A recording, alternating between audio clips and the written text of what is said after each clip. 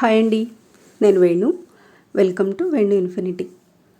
ఈ ప్లాంట్ చూడండి, చక్కగా ఎంత అందంగా ఉందో కదా. అందమైన గ్రీన్ కలర్ మధ్యలో బ్లాక్ కలర్, ఇదేనండి నల్ల పసుపు.